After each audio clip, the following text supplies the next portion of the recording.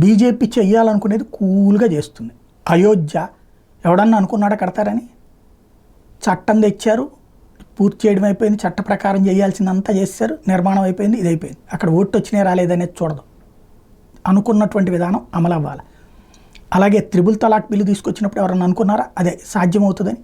అనుకున్నారు, అమలు కూడా జరుగుతుంది. అదే సందర్భంలో ఆర్టికల్ 370(35) ఎవరన్నా అనుకున్నారా? జరగదనుకున్నారు కదా, చక్కగా నడిచిపోయింది. వక్ఫ్ బిల్లు ఎవరైనా అనుకున్నారా అవుతుందని? తీసుకొచ్చారు, వెంటనే సెలెక్ట్ కమిటీకి పంపించేశారు, ప్రతిపక్షాలు విజయం సాధించారు. అక్కడ చిన్న లాజిక్ ఉంది. రాజ్యసభ ఇప్పుడు లోక్సభలో అయిపోతే రాజ్యసభకు పెట్టాలా? ఇప్పుడు ప్రస్తుతం సెలెక్ట్ కమిటీ అని అడిగారు కదా, ఎస్ కమిటీకి పంపిస్తారు. సెలెక్ట్ కమిటీలో ఎక్కువ సభ్యులు ఎవరు ఉంటారు? అధికార పక్షం వాళ్ళే ఉంటారు. కొన్ని రోజులు డ్రాగ్ అవుతుంది. ఈలోపు ఈ చర్చ ఎంత సీరియస్నెస్ ఉంటుంది అనేది చూస్తారు. దానికి అనుగుణంగా మార్పులు ఏమైనా అవసరమైతే చూస్తారు.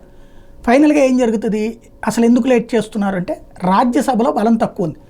ఇప్పుడు ఎన్నికలు జరగబోతున్నాయి, రాజ్యసభ ఎన్నికలు. మొన్న చెప్పుకున్నాం కదా, 12 సీట్లు. అదైపోతే అప్పుడు హాఫ్ మెజారిటీ వస్తుంది. దీనికి 2/3 అక్కర్లేదు, ఎందుకంటే కాన్స్టిట్యూషనల్ అమెండ్మెంట్ కాదు.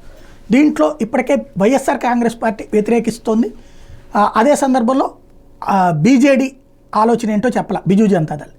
కాబట్టి బిజు జనతాదళ్ సపోర్ట్ చేయకపోతే బిల్లు వర్కౌట్ కాదు అక్కడ. ఇప్పుడున్న దాంతో 4 రోజులు పోతే నామినేటెడ్ రాజ్యసభ సభ్యత్వాలు ఇది పూర్తి చేస్తే చక్కటి సిస్టమ్ వస్తుంది. అందుకోసం వేస్తున్న ఎత్తుగడ.